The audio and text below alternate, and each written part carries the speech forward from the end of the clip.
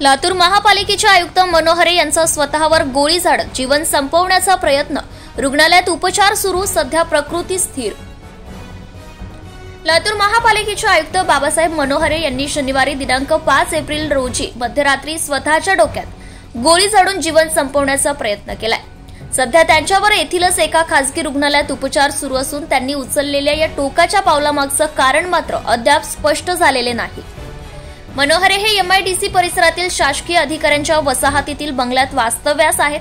त्यांनी शनिवारी रात्री नेहमीप्रमाणे जेवण केलं आणि झोपण्यासाठी आपल्या खोलीत गेले। मध्यरात्री सुमारे 11:30च्या सुमारास त्यांच्या खोलीतून गोळीबाराचा मोठा आवाज आला। आवाज ऐकून सुरक्षा रक्षकांनी तात्काळ खोलीकडे धाव घेतली। त्यावेळी मनोहरे हे रक्ताच्या थारोळ्यात पडलेले त्यांना आढळून आले।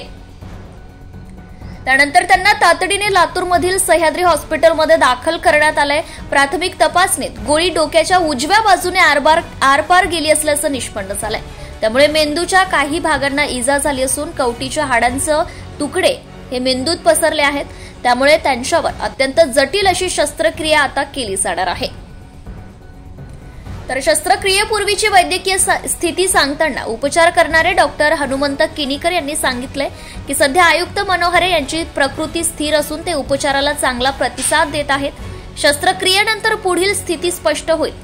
दरम्यान या घटनेची माहिती मिळताच लातूरचे पोलीस अधीक्षक सोमय मुंडे तसेच अन्य वरिष्ठ पोलीस अधिकारी घटनास्थळी पोहोचले असून अधिक तपास सुरू आहे। आयुक्तांनी टोकाचं पाऊल का उचललंय याबाबत प्रशासन आणि पोलिसांकडून आता तपास सुरू करण्यात आला आहे। पाहत रहा सिटी स्कोप न्यूज।